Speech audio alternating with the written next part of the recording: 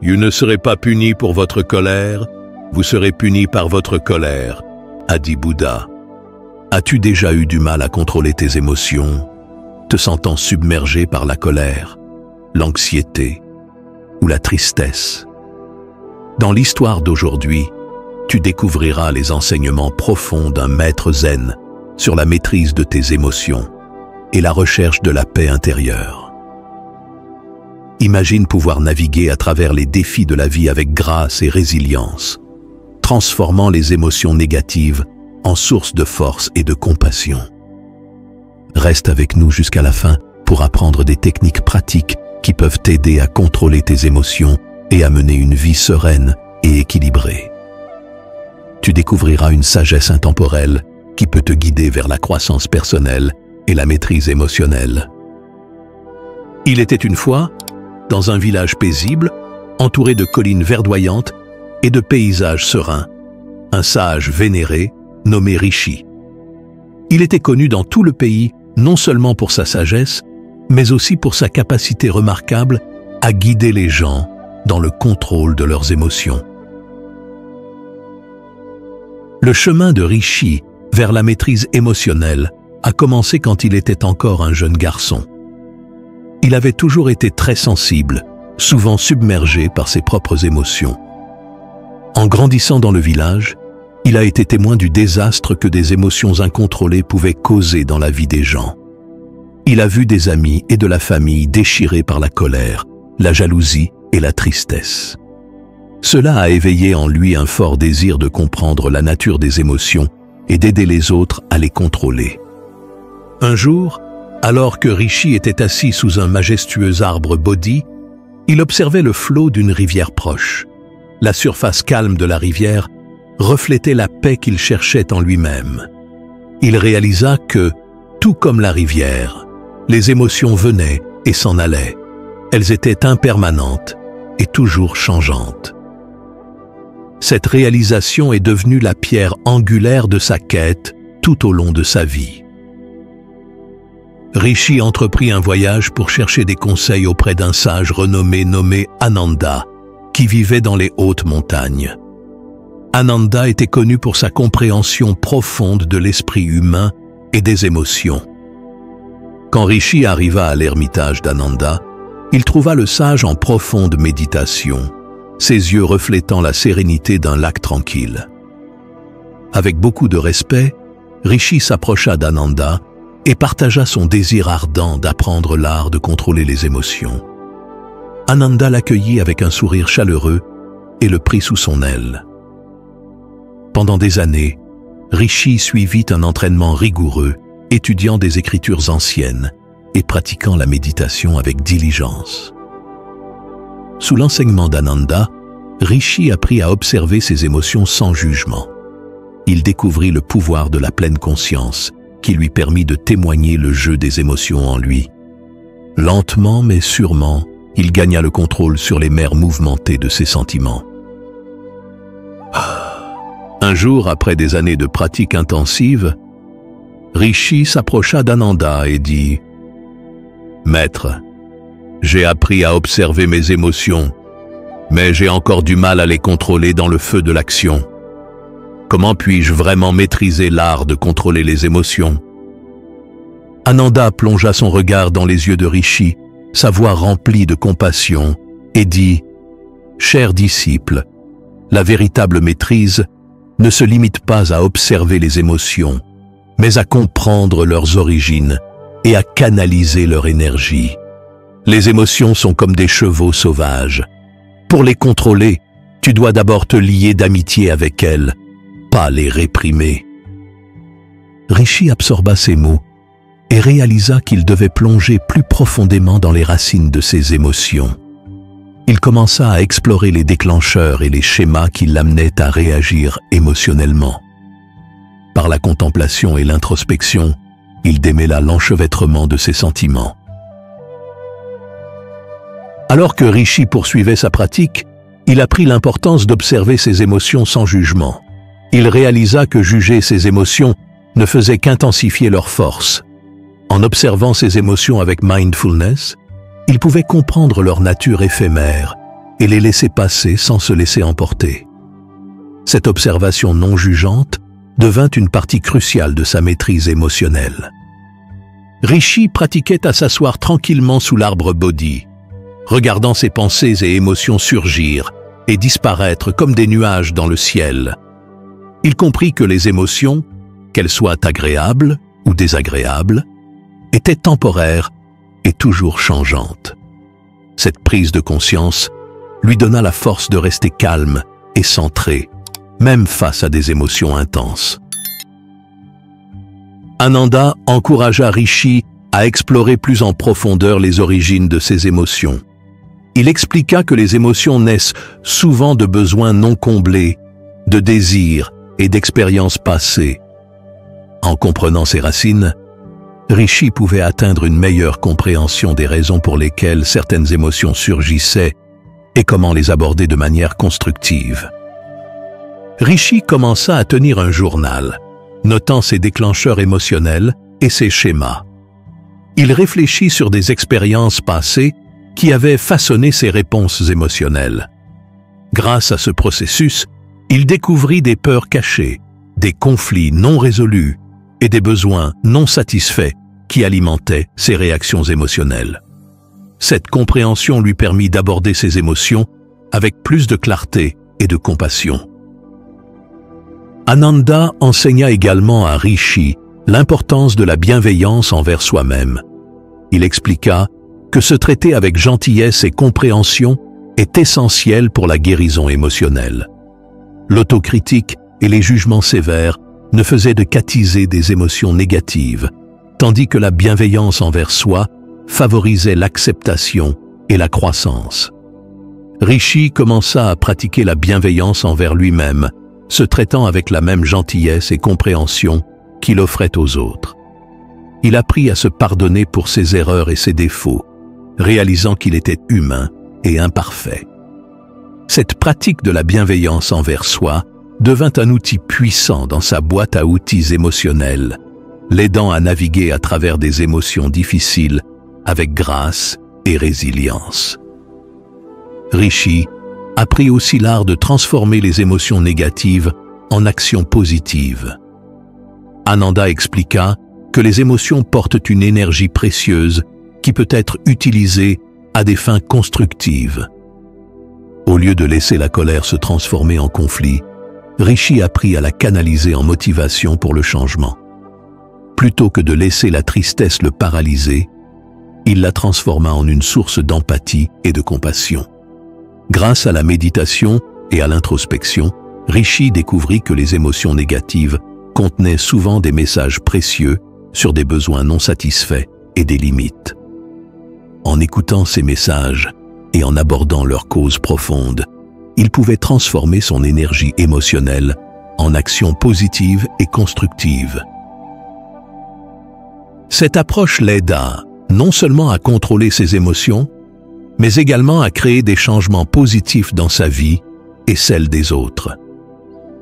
Ananda enseigna à Rishi le pouvoir de la pleine conscience et l'importance de faire une pause avant de réagir dans des moments d'émotion intenses. Il encouragea Rishi à respirer profondément et à créer un espace entre le stimulus et la réponse. Dans cet espace, Rishi pouvait choisir une manière plus équilibrée et constructive d'exprimer ses sentiments. Rishi pratiqua cette technique avec assiduité. Chaque fois qu'il ressentait une émotion forte, il prenait une grande respiration et faisait une pause. Cet acte simple de pleine conscience lui permettait de prendre du recul par rapport à l'intensité du moment et de répondre avec plus de clarté et de calme. Au fil du temps, cette pratique devint une partie naturelle de sa régulation émotionnelle, l'aidant à naviguer à travers des situations difficiles avec aisance. Rishi comprit que contrôler ses émotions était un voyage de toute une vie qui nécessitait patience, résilience et compassion inébranlable envers soi-même et les autres. Il réalisa que la véritable maîtrise émotionnelle ne consistait pas à réprimer les émotions, mais à comprendre et à canaliser leur énergie pour la croissance personnelle et le changement positif. Avec cette compréhension, Rishi continua à pratiquer la pleine conscience, la bienveillance envers soi et la transformation émotionnelle. Il embrassa les défis et les revers, les voyant comme des occasions d'apprentissage et de croissance. À travers ce processus, il développa un profond sens de résilience et de force intérieure qui lui permit de naviguer à travers les hauts et les bas de la vie avec grâce et sagesse. Au fil des années, la réputation de Rishi en tant que sage, capable de guider les gens dans le contrôle de leurs émotions, continua de grandir. Les gens venèrent de terres lointaines pour chercher sa sagesse et apprendre de ses enseignements. L'humble ermitage de Rishi était devenu un sanctuaire pour ceux qui cherchaient l'équilibre émotionnel et la paix intérieure. Un jour, une jeune femme nommée Lila s'approcha de Rishi, son visage marqué par l'anxiété. Elle luttait contre une inquiétude chronique et une peur constante, incapable de trouver la paix en elle-même. Rishi s'assit avec Lila en silence, lui permettant d'exprimer ses angoisses sans interruption. Il écouta avec un cœur ouvert, maintenant un espace de compassion pour sa détresse. Après un moment, Lila leva les yeux vers Rishi et demanda « Maître, comment puis-je contrôler mon anxiété? Comment puis-je trouver la paix au milieu de cette peur écrasante ?» Rishi sourit doucement et dit « Chère Lila, l'anxiété est une réponse naturelle aux incertitudes de la vie. Il est vital d'honorer tes émotions et de les laisser s'écouler librement. Mais n'oublie pas, l'anxiété n'est pas éternelle. Elle est impermanente comme toutes les choses dans la vie.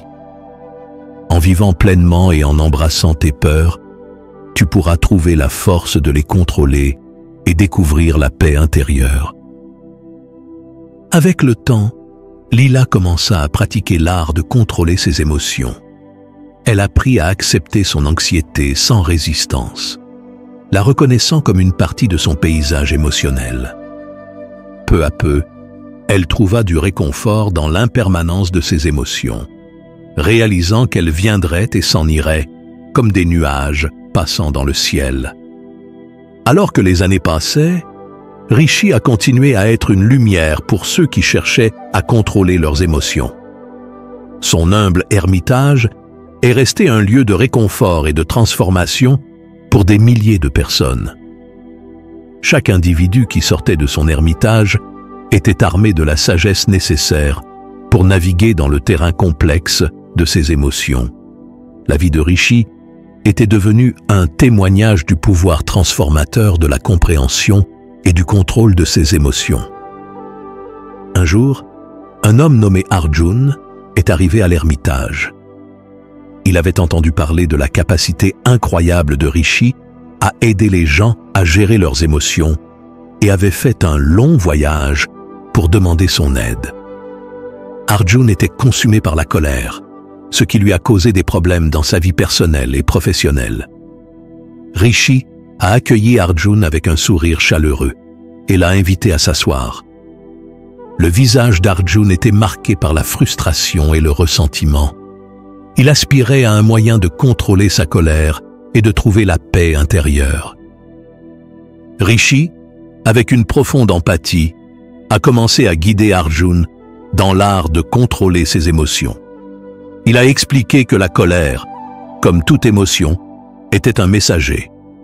Elle portait des informations précieuses sur des besoins non satisfaits et des limites à respecter.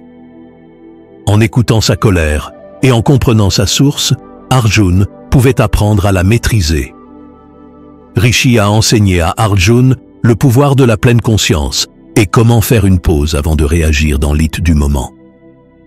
Il a encouragé Arjun à respirer profondément, créant un espace entre le stimulus et la réponse.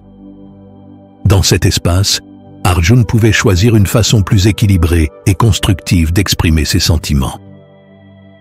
Au fil des jours qui se sont transformés en semaines, Arjun a pratiqué assidûment les enseignements de Rishi. Il a appris à reconnaître les premiers signes de colère, lui donnant la capacité de prendre du recul avant qu'elle ne le consume. Avec le temps, il a réussi à contrôler sa colère, la transformant d'une force destructrice en un catalyseur de changement positif. Les enseignements de Rishi se sont répandus loin et large, atteignant des gens de tous horizons. Ces méthodes de contrôle émotionnel sont devenues un phare d'espoir pour ceux qui luttaient avec leurs propres émotions. Des personnes des villages voisins et de terres lointaines sont venues apprendre de lui, cherchant la sérénité et la sagesse que Rishi incarnait. L'humble ermitage de Rishi s'est transformé en une communauté florissante d'apprenants et de chercheurs. Chaque individu qui arrivait était accueilli avec compassion, compréhension et des outils pratiques pour maîtriser ses émotions. Les enseignements sur la pleine conscience, l'observation sans jugement, la compréhension des origines des émotions, l'autocompassion, la transformation des émotions négatives, la pleine conscience et la pause, ainsi que le développement de la résilience sont devenus les piliers de cette communauté. Parmi les nombreux qui sont venus voir Rishi, il y avait un jeune garçon nommé Ravi. Ravi avait un tempérament de feu et se retrouvait souvent en difficulté à la maison et à l'école. Ses parents, désespérés d'aider leur fils, l'ont amené chez Rishi, espérant qu'il pourrait guider Ravi vers une attitude plus calme. Rishi a accueilli Ravi à bras ouverts et a commencé à lui enseigner les bases du contrôle émotionnel. Il a partagé avec Ravi l'histoire de son propre parcours et comment il avait appris à observer ses émotions comme des nuages qui passent. Rishi a enseigné à Ravi des techniques de pleine conscience simples pour l'aider à rester présent et calme, comme se concentrer sur sa respiration et visualiser un paysage serein. Avec l'aide de Rishi, Ravi a commencé à pratiquer ces techniques chaque jour. Il a appris à faire une pause et à respirer chaque fois qu'il ressentait sa colère monter en lui. Il a commencé à comprendre les déclencheurs qui faisaient exploser son tempérament et à travailler sur les causes profondes.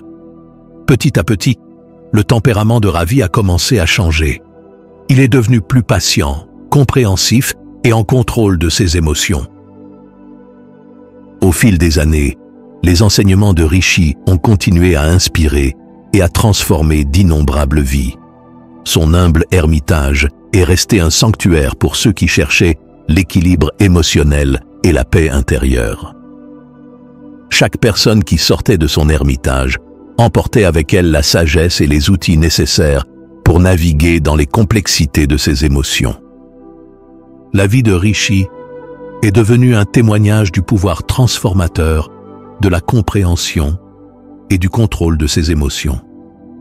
Ses enseignements ont inculqué aux gens la capacité de surfer sur les vagues de leurs sentiments, plutôt que d'être emportés par elles. Il les a aidés à trouver la paix et la sérénité à l'intérieur, peu importe les défis de la vie. L'histoire de Rishi, le sage qui a maîtrisé l'art de contrôler les émotions, nous rappelle que les émotions font partie de l'expérience humaine. Plutôt que de les réprimer ou d'en être contrôlés, nous avons le pouvoir de comprendre et de canaliser leur énergie pour notre croissance personnelle et un changement positif. Puissions-nous tous aspirer à devenir des maîtres de nos émotions et trouver la sérénité qui réside au fond de nos cœurs. Si cette histoire vous a ému, abonnez-vous à notre chaîne pour plus d'histoires touchantes et cliquez sur la vidéo à l'écran pour des réflexions et leçons supplémentaires.